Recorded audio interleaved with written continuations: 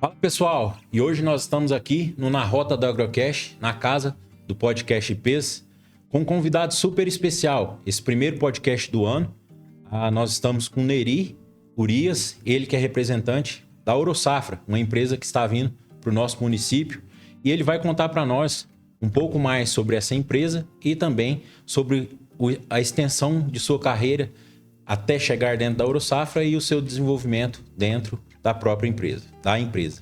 Prazer recebê-lo aqui na nossa humilde residência. Gostaria que você explanasse um pouco da sua trajetória até a chegada na Orosafra. Bom, obrigado pelo convite. É uma satisfação fazer parte desse projeto tão legal que vocês têm aqui na cidade, né? Até pretendo estender esse projeto de vocês para algumas cidades que a gente tem unidades. Eu acho muito bacana ter essa comunicação com a população, com os agricultores, com parceiros em geral, né? Então, parabéns e muito obrigado pelo convite. Eu tenho uma trajetória longa na Orosafra, né? Eu comecei como um advogado da empresa. A Orosafra é uma empresa que foi iniciada numa cidade muito pequena também, né? Assim como aqui é a cidade de Firminópolis, uma cidade no interior de São Paulo, chamada Pilar do Sul. E no início ela tinha suas dificuldades jurídicas, né? Como toda empresa no Brasil. E eu comecei atuando, num primeiro momento, na solução de problemas imobiliários, coisas pequenas, porque a empresa até aquele momento era pequena. Eu falo de há 20 anos atrás, a empresa tinha 2 unidades, uma em Pilar do Sul e uma em Palmital, que é a região de Assis, interior de São Paulo também.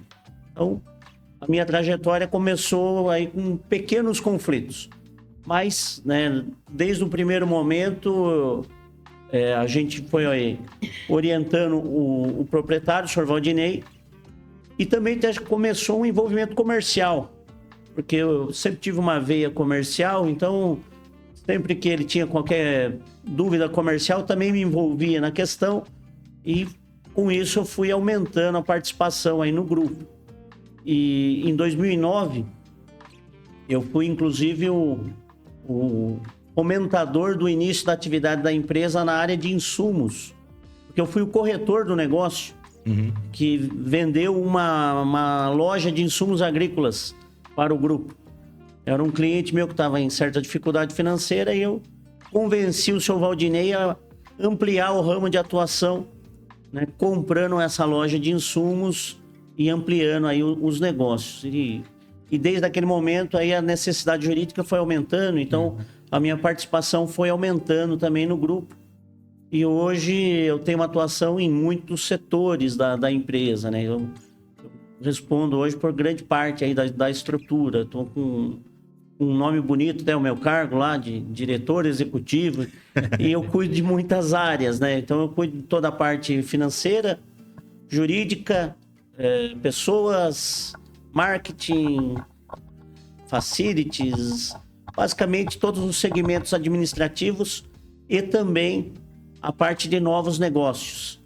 Sim. Por conhecer muito o grupo, por ter uma proximidade aí com o seu Valdinei, então toda nova empreitada, vamos falar assim, eu estou bastante envolvido porque a gente já conduz o negócio dentro dos parâmetros Orosafra, atendendo aí todas as diretrizes aí do chefe. Hoje são quantos anos de Orosafra já? Passei de 20 já, então estamos falando de 21 anos aí de envolvimento, né? Primeiro como um consultor e depois, né, já há alguns anos aí como funcionário mesmo, atuando aí diretamente no negócio. Bom demais. A gente vê que é uma história que se repete como todas as histórias que envolvem bastante o agro, né? Uma história de unir famílias para a construção de realmente um negócio muito vasto, né? E aí a Orosafra hoje, vindo para Firminópolis, inauguração em breve, né? E a gente quer saber, né? Como a Orosafra hoje está definida dentro do agro brasileiro, né? ela tem quantas unidades, ela tem quais serviços, né? A gente vai poder contar aqui no nosso município e no nosso município vizinho, né? Teve a inauguração ontem em Paraúna.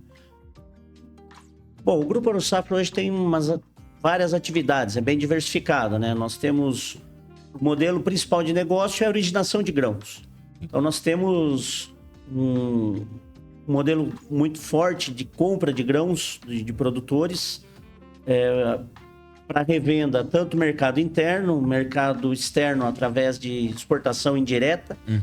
E no último ano nós abrimos uma trading, né? Uma trade que faz exportação direta dos grãos agora. Então a gente fez um modelo de negócio bem diversificado na parte de grãos atuando aí. Também temos a parte de insumos, né? Que é o fornecimento de todos os insumos do produtor, desde fertilizantes, sementes, e crop e tudo que o produtor precisa. Temos também a parte de eucalipto, tá? Nós temos uma empresa hoje que faz parte do grupo, também atua na comercialização de eucalipto. Temos a parte de geração de energia, tá? A Aurosafra tem hoje 3 pequenas centrais hidrelétricas que dão um volume bom de energia, que nos dá autossuficiência em energia. Então, nós não precisamos nem comprar energia, né? Nós somos autossuficientes em energia. E então, são vários segmentos. Nós temos hoje mais de 70 unidades, né, espalhadas aí entre armazéns, que são praticamente 35. Hoje a gente fechou mais uma unidade aí para arrendamento, então a gente está alcançando aí 35 unidades de armazenamento de grãos espalhadas aí por São Paulo, Minas, Goiás, Mato Grosso, agora mais uma no Tocantins. Temos lojas e insumos em São Paulo, Minas e Paraná, e temos escritórios de negócios espalhados aí por todo o Brasil. Nós temos escritórios desde o Rio Grande do Sul até o Pará, praticamente em todos os estados que possuem grãos. Nós temos um escritório de negócios atuando, né, nesses estados.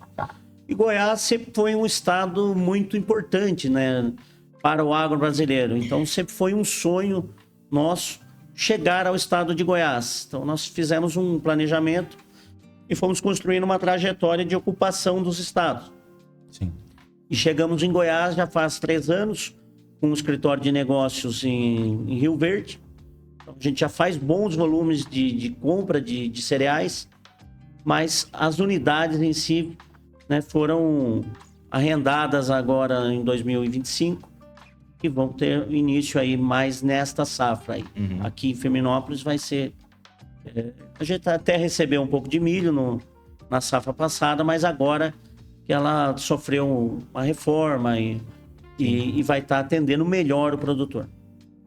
A Aurosafra, nesse vasto mercado, né? Quantos anos a Aurosafra tem? O senhor falou de 20 só dentro da Aurosafra, né? Pois é. A Aurosafra tem quantos anos? A Aurosafra tem 36 anos de negócios, né?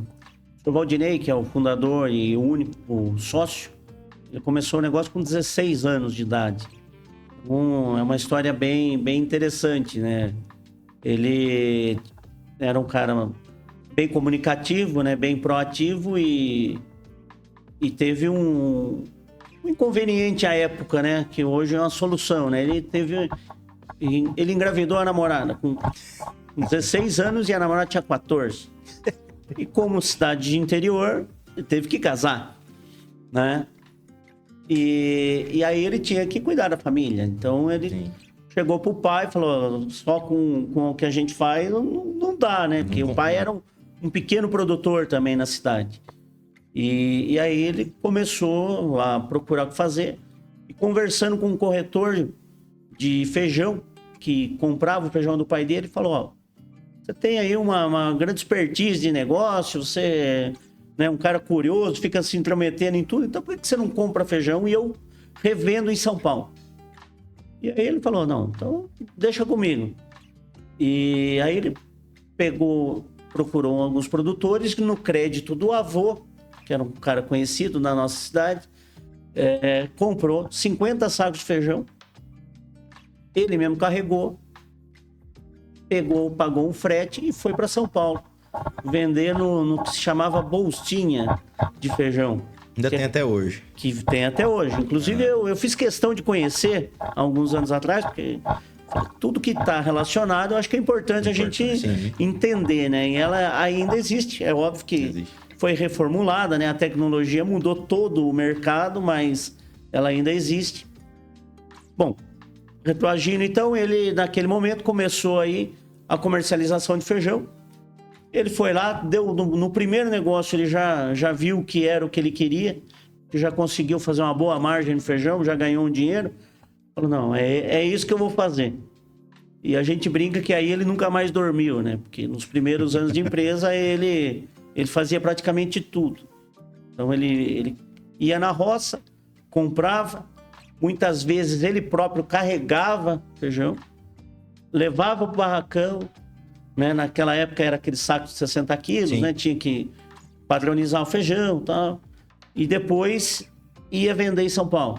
Então ele tinha uma média de sono aí de 2 a 4 horas por noite aí, né? Nos intervalos, ia dormindo no caminhão quando tinha motorista, às vezes ele mesmo dirigia. E aí o negócio foi ganhando corpo e depois evoluiu aí pro milho. Chegou a soja em São Paulo, que para nós não existia, né? Até os anos, praticamente o início dos anos 2000 aí. E aí o negócio foi ganhando corpo. Então, uma história bacana também da empresa, que começou em 89. Então, respondendo a pergunta, tá indo aí para 37 anos, né? A gente completou 36 anos no final do ano. E dentro dessa trajetória, que a Ouro Safra hoje tem de número?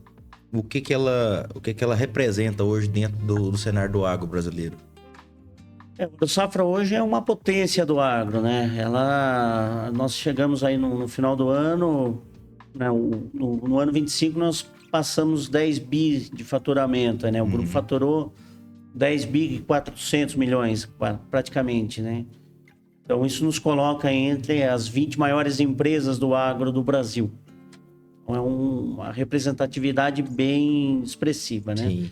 Considerando que é uma empresa de um único dono, isso coloca uma relevância ainda maior, né? Uma empresa familiar totalmente, né? Quando a gente pega o número do faturamento, a gente vê outras empresas que faturam mais ou menos o patamar da Ouro Safra, porém, ou é uma cooperativa, ou é um grupo ligado com muita gente, a gente não vê essa como diz outro, a pirâmide formadinha da empresa. Não é uma trajetória fácil, mas eu acredito que... Sim. Na verdade, o mercado sofreu muita alteração nos últimos anos, né? Houve muita venda de empresas familiares. Os fundos, né, vieram com aquela expectativa de que o agro era imbatível, que era muito rentável. Mil maravilhas, né? E algumas pessoas venderam essa maravilha e muitas empresas adquiriram essas empresas familiares, né? E o resultado não foi bom, né? Não foi bom para quem comprou, acho que foi bom para quem vendeu naquele momento, mas para o agro em si não foi bom. Acho que eram boas empresas que foram vendidas e pioradas. Então, eu acho que naquele momento, né, os alienantes se saíram bem, mas para o agro do Brasil, acho que não foi um bom movimento. Sim. Tá? A gente vê muito a questão das empresas familiares. São famílias servindo famílias, né? E quando quebra esse elo com, seja uma outra empresa maior, uma multinacional, por exemplo, ela quebra muito esse elo de família servindo família, né? E o brasileiro ele é muito de contato, né? Então é família servindo família para fazer o agro movimentar. E aí vem uma empresa de fora, ou seja ela capital estrangeiro, ou seja um fundo, e corta esse elo, muitas das vezes perde mesmo a qualidade, né? A empatia, né? Do agro, e realmente foi um ponto que marcou, né? Marcou negativamente. A Ouro Safra, a gente, né, vem num processo de crescimento aí vamos dizer, brutal, né? A gente vem crescendo 50%, 60% ao ano aí nos últimos anos. É muito grande o nosso crescimento. Mas a gente sempre quer manter essa proximidade com o produtor. Então, o nosso desafio é crescer, criar processos adequados, mas sem perder essa proximidade, atendimento ao produtor, esse relacionamento com o produtor. Então, isso é desafiador, mas é sempre o que a gente busca. Então, por isso a gente contrata muitas pessoas da região. Então, dificilmente a gente vai pegar um profissional de São Paulo e vai mandar para cá, por exemplo. Sim. A gente vai procurar sempre pessoas que são da região, que têm esse relacionamento com os produtores, que conhecem, né? Para que a gente mantenha essa situação de proximidade e bom atendimento. Então, esse movimento que houve aí nos últimos anos, né, dos fundos de grandes empresas e tal, houve uma tentativa de mudar o agro, né? Querer impor ao produtor um novo modelo de negócio. E nós não. Nós temos a ideia de que nós temos que atender o produtor no modelo que ele quer. Então a gente tem que ter processo, a gente tem que ter controles, a gente tem muito isso na empresa. Mas sempre buscando, né, amoldar esses processos ao que o produtor, ao que o parceiro precisa. Então, não é possível você pensar em impor o seu negócio a um parceiro. Aí você se tornou dispensável, no nosso entender. Aí já não é parceria, né? Exato. Então, aí o produtor vai comprar basicamente em preço, o que não é o que realmente importa muitas vezes. Uma boa prestação de serviço vale muito mais que preço. Né? Então, Nossa. é fundamental a gente entender o que o produtor quer e manter, né, o nosso negócio focado nisso. É intrínseco, né? No nosso negócio particular, né? A gente vê muito essa questão Hoje, a gente está no estado de Goiás, a gente tem uma questão muito forte de transição, né? O filho está, principalmente na agricultura, né? Que é o nosso ramo chave. O filho está naquela fase da sucessão familiar. Exato. A sucessão familiar, ela vem com a tecnologia, vem embarcada, mas a gente vê que a sucessão familiar, ela está acontecendo, né? A gente não tá em plena sucessão ainda, né? A gente não lida com muitas das vezes o sucessor. Mas isso que você falou é interessantíssimo, porque a gente vê que o produtor, principalmente o produtor goiano, né? Ele ainda está muito ligado a realmente o olho no olho, né? E o olho no olho, ele se faz muito importante nesse momento para transição também. Porque o filho vai ver e vai falar, nossa, pai, aquele rapaz, ó, ele veio aqui e fez um serviço diferente. Nossa, aquele rapaz me ensinou isso. Então, que pai que não olha com bons olhos uma pessoa que ensina algo ao seu filho, né? E a gente tem isso muito na nossa empresa, né, Gabriel? A questão de lidar bem com essa sucessão e fazer do agro essa transição, de fazer com muito cuidado e com muito carinho, né? Sim, com certeza. A sucessão das empresas é desafiadora, né? Tá cada dia mais difícil esse processo de sucessão, né? Porque também está tendo muita mudança tecnológica. Sim. E isso está impactando demais, né? Todo o mundo, né?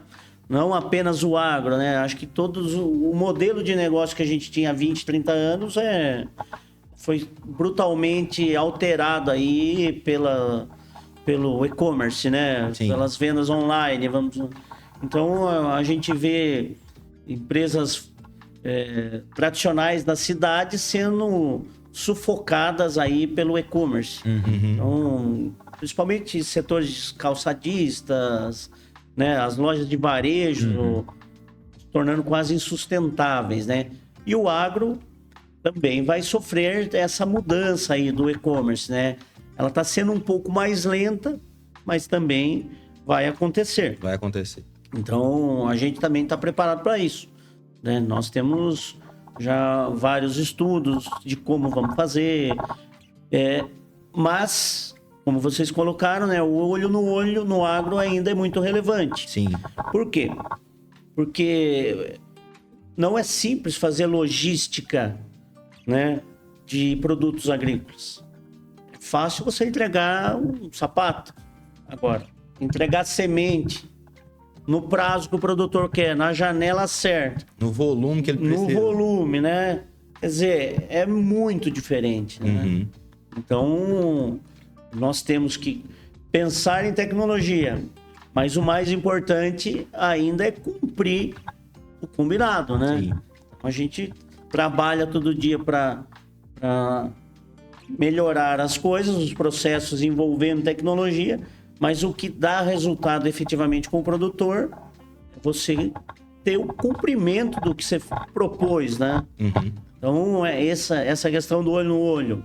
É chegar pro cara e falar, não, tô te vendendo, vou te entregar tal data. Foi combinado Tô te isso? comprando, vou carregar seu produto tal data.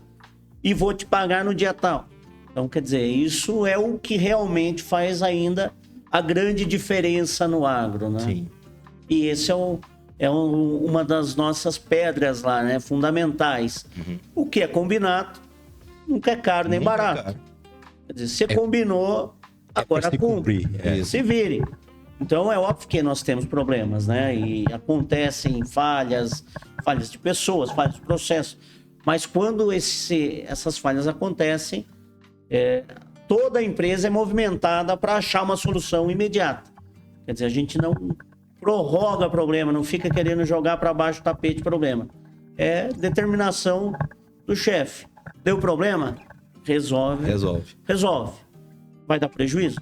Não interessa. Você tem que resolver o problema.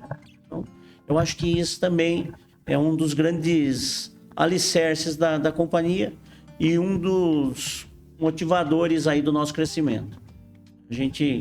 Onde a gente entra, a gente tem essa política do que cumprir o que combinou. E isso é o que o produtor quer. Sim. Então, é simples. O que você enxerga, voltando para a parte de mercado, o que você enxerga o futuro tanto da Ouro Safra e do agro brasileiro para médio e curto prazo? Médio e longo prazo, aliás. Por exemplo, de 5 a 10 anos no futuro. O que você, na sua vasta experiência no mercado, o que você pode contar pra gente?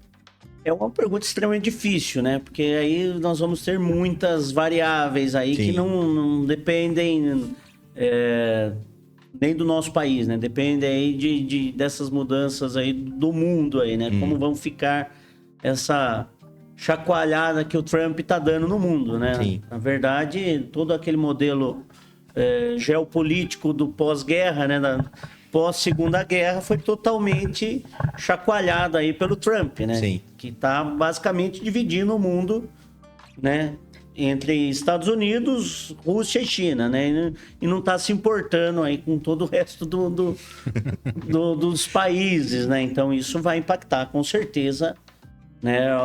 Todo o cenário global. Não só do agro, né? Com o mundo inteiro. Né? Não só do agro, mas o agro é fundamental Sim. nesse processo, né? Sim. Então a população está cada dia maior, então a demanda por alimentos vai ser cada dia maior. Né? Então a gente tá observando aí que a necessidade de alimento ela vai crescer, principalmente porque países que sempre tiveram um consumo muito baixo de alimentos, né? Falando de Índia, né? Falando de África, então, quer dizer, esses países subdesenvolvidos vão aumentar o consumo de alimento. Então, obviamente, vai haver uma necessidade muito grande de alimentos. Uhum. E também a questão da mudança energética, né? Então, essa questão de eliminar os combustíveis fósseis vai impactar totalmente o agro. Sim. Né? Isso nós estamos vivendo aqui no Goiás, principalmente aí com as indústrias de etanol. Sim. Né, que vão mudar totalmente a cadeia do milho aí, né? Tá sofrendo uma mudança radical em toda a cadeia do milho e sorgo. E qualquer cereal pode ser feito o etanol, né? Então vamos mudar tudo. Então a gente prevê um aumento grande aí na na necessidade aí de alimentos e de cereal para o etanol, que é uma fonte de energia aí muito útil e limpa, tecnicamente falando, né? Uhum. Então, essa questão do Mercosul com a União Europeia, isso vai impactar bastante, porque, né, a exportação de etanol deve sofrer aí uma grande vantagem com o envio para a Europa, né? Sim. A Europa vive aí esse dilema com a Rússia, tentando a todo custo eliminar a Rússia, né, do seu cenário, né? Então, e hoje ela tem uma dependência de combustível. Então, é óbvio que os países que têm todo esse receio de Rússia vão tentar buscar outras fontes de energia e, felizmente, o etanol vai ser beneficiado com isso. Sim. Então, para nós, de uma maneira geral, para os produtores, isso vai impactar bastante, ao nosso ver, aí, a mudança dessa base energética também. Sim. Mas, obviamente, são conjunturas aí que podem ser mudadas a qualquer momento, dependendo aí da decisão aí de alguns poucos jogadores do mundo, né? Infelizmente, essa mudança deixou muito evidente a fragilidade do mundo, né, em relação às potências, né? E quando a gente pega o Brasil, por exemplo, né? A gente vê um etanol sendo produzido, grãos, né? Mercado de grãos totalmente alto.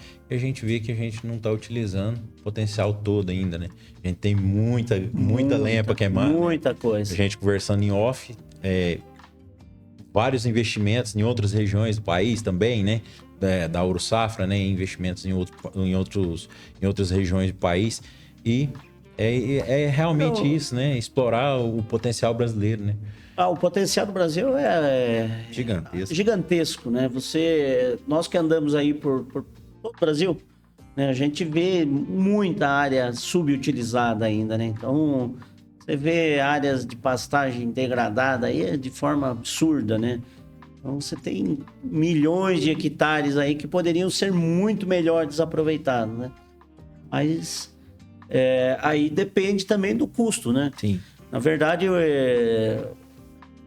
se o custo dos alimentos melhorar, obviamente que essas áreas vão ser melhores aproveitadas, porque ela também demanda um investimento alto para recuperação. Uhum. Sim.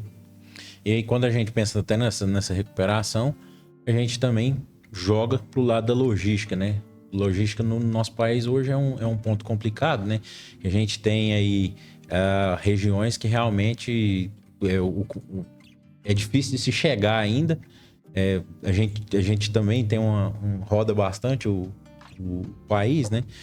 A gente vai ver que a logística hoje, ela ainda entrava bastante o Brasil nas questões comerciais, né? Com certeza. Gerais, né?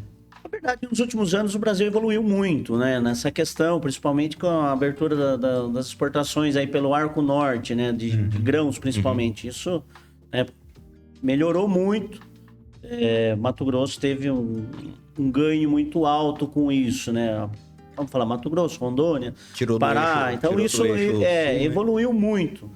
As estradas, de uma maneira geral, também melhoraram muito, né? Até aqui Goiás, acho que é um dos estados que mais evoluiu nessa questão de infraestrutura de rodovias, né?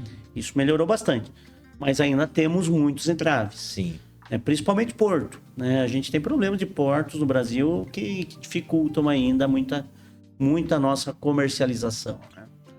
Então, você tem histórico aí de uns anos atrás, né? Um problema que nós tivemos no Paranaguá, no Brasil, de ter fila de navios aí por 30, 60 dias.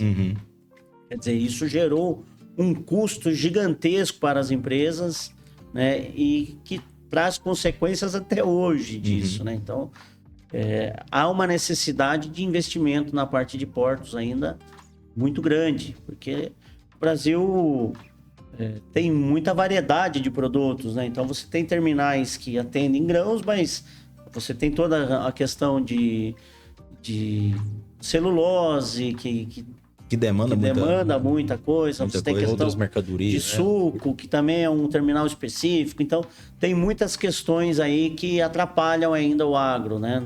Quando se fala de portos. Uhum.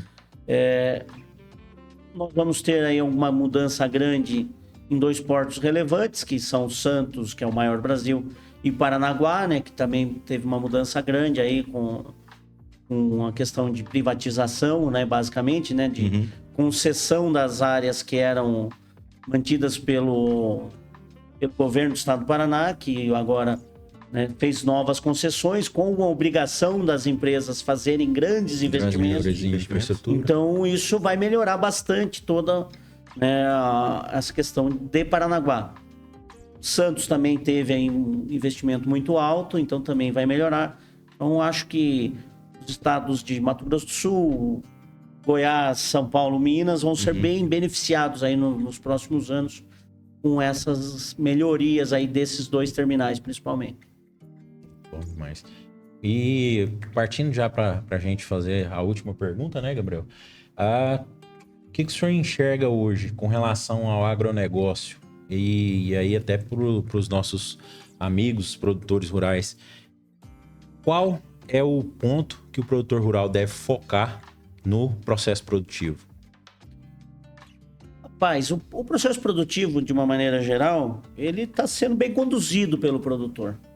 Tá? Os produtores, né, a média de produção, ela está sendo muito boa, de uma maneira geral, salvo casos, né, esporádicos aqui, e salvo problemas climáticos, né? Óbvio que se você tiver alguma época de mudanças climáticas fortes, é óbvio que aí a produção cai, mas de uma maneira geral, na parte produtiva, nós estamos muito bem, né? O que eu acho que o produtor tem que focar é mais na parte organizacional, né? Na parte de controles de despesas, de organização.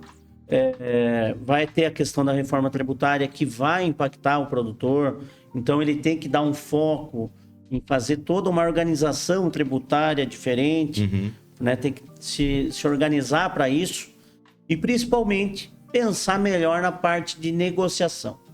Então os produtores eles têm que estar mais atentos à negociação, uma preparação de organização, de negociação. Ou seja, ele tem que pensar mais na trava do custo. Sim. Tá? Então, o que houve, né, no grande boom da soja, na 2021, trouxe consequências, né, do produtor parar de querer travar o custo. E isso, de uma maneira geral, tá levando a prejuízos para os produtores. Está impactando. Então, ele tem que ser mais assertivo na parte de negociação, pensando em fazer a relação de troca, né? Não ficar pensando no valor da soja, ele tem que pensar no que a relação de troca dele, né? Para que ele não fique descasado aí e chegue no final da safra, né? Não aguente pagar a conta. Sim. Né? E outro ponto importante é pensar que os juros, né, não vão ser mais os juros de passado, né? Então, você não vai ter mais a questão de juros subsidiados, né? Então, você partindo para padrão de juro normal, vamos falar assim, né, padrão de igualdade entre empresas, porque o produtor, né, ele se tornou um empresário, então ele tem que ter o mesmo parâmetro de juros. Padrão empresa também, né? Padrão empresa. Então, empresa. Os juros subsidiados não vão ter mais, né? Não vão ocorrer mais. Então, a gente tem que entender que os juros vão ser altos de uma maneira geral, né? Porque os juros estão altos no mundo inteiro, né? Então, a gente está em alto nível de juros, não apenas no Brasil. Aqui, obviamente, é extorsivo, né? O juro que nós estamos tendo que trabalhar nesse país. Mas mesmo que ele caia, não vão cair em parâmetros, né, pré-pandemia, vamos colocar assim. Sim. Então o produtor ele precisa se organizar melhor, fazer um estudo econômico efetivo de toda a sua atividade para que diminua seu endividamento. Então aquela ideia de trocar todo ano de equipamento, né, Fazer investimentos todo a ano, longo a prazo, né, com esse patamar de juros é insustentável hoje. Sim. Né? Então, ele tem que buscar mecanismos de diminuir o seu endividamento para que viabilize a atividade. Sim. Porque a atividade, de uma maneira geral, de um produtor vai dar de 20% a 25% de lucro hoje. Se ele está pagando 20% de juro, quer dizer, virou em nada, né? Então, ele tem que trabalhar melhor essa questão do financeiro aí. Senão, mesmo produzindo bem, o resultado final não vai ser satisfatório. Neri, e já pegando o andamento da safra agora 2025 para 26, 26, 27, né, na verdade, por que a Ouro Safra teve a iniciativa de vir para Firminópolis? Logística? Qual foi o fator que determinou a vinda da Ouro Safra para cá? Rapaz, Firminópolis é uma cidade que produz demais, né? Então, nós estamos atrás do produto. Né? É uma região muito produtiva e que a gente sabe que vai fazer muito volume de negócio. E também porque houve oportunidade aí, né? Existia uma unidade aí que estava pouco utilizada, vamos falar assim, meio parada quase, e aí a gente conseguiu fechar uma boa negociação. Hoje nós temos aí planejamento de aumentar ainda mais o nosso volume de unidades. Até o final do ano a gente deve chegar em torno de 50 unidades de grãos, pelo menos. Esse é o desafio.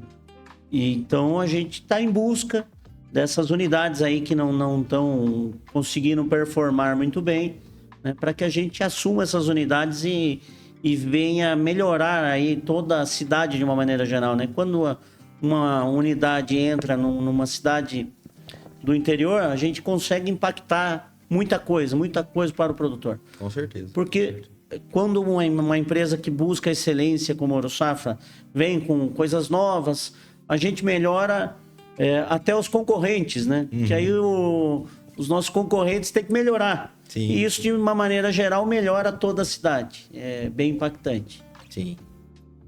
Não só falando em questão de empregos diretos e indiretos, mas socialmente a Ouro Safra adentrando a Firminópolis vai melhorar muito. Com certeza. A gente sempre busca a integração com a cidade, né? Então, envolvimento com as entidades, a gente sempre busca aí atender da melhor maneira possível, porque, né, nós somos uma empresa do agro. O agro atua em pequenas cidades, né? Então, a gente tem escritórios tem escritório em São Paulo, tem escritório em várias capitais, mas onde temos unidades de grãos ou lojas são pequenas cidades. É onde está o produtor, né? Como eu coloquei, né, nós estamos perto do produtor. Então, a gente sempre está nessas pequenas cidades e tenta da melhor maneira possível participar da vida da cidade e tentar a todo custo ajudar aí ao desenvolvimento dessas cidades, né? Perfeito. Neri, nós agradecemos a presença mais uma vez, o pessoal da Ouro Safra, a você pelo tempo, né, a disponibilidade de tempo, e deixar as redes sociais aí pra gente, o pessoal de Firminópolis que queira mandar currículo, que queira organizar, fazer parte desse processo, né, dessa vinda da Ouro Safra para Firminópolis, né, deixar as redes sociais aí e as considerações finais. Perfeito. Nós sempre estamos em busca de talentos, né? A questão do desenvolvimento de pessoas é algo que a gente trabalha muito dentro da empresa. Então, hoje nós estamos aí com aproximadamente 1.600 colaboradores, né? Com um modelo de progressão de cargos, né? Então, sempre buscando aí que as pessoas se desenvolvam dentro do negócio. E isso acontece muito, né? Nós temos colaboradores com 27, 28 anos de empresa, né? Quer dizer, pessoas que começaram em funções mais simples e foram evoluindo e hoje estão em cargos estratégicos, né, do grupo, né? Então, a gente sempre busca essas pessoas. Então, né, a gente fica sempre feliz que as pessoas queiram trabalhar aí conosco. Então, Vou deixar o Instagram, que é @orosafra. Uhum. E vai ter aí várias informações e existe também aí a questão de como acessar aí a parte do nosso departamento de pessoas aí para buscar, né, uma oportunidade no grupo. A vocês também, produtores, busquem a Orosafra, né? A vocês que ficaram interessados na questão comercial, eles já vão começar a atuar na região, né? A parte comercial já tá rodando muito bem, graças a Deus, né, Neri? Sim. E fiquem à vontade para contactar toda a equipe. Agradeço a vocês por mais uma vez estarmos juntos nesse projeto, né? Na rota do Agrocast. Gabriel, mais uma vez. Obrigado, meu irmão. Tamo junto. E siga-nos nas redes sociais. IPs Podcast, na rota do Agrocast, Gabriel, AgroRV e Murilo, AgroRV. Um abraço, fiquem todos com Deus. Obrigado pelo convite. Valeu.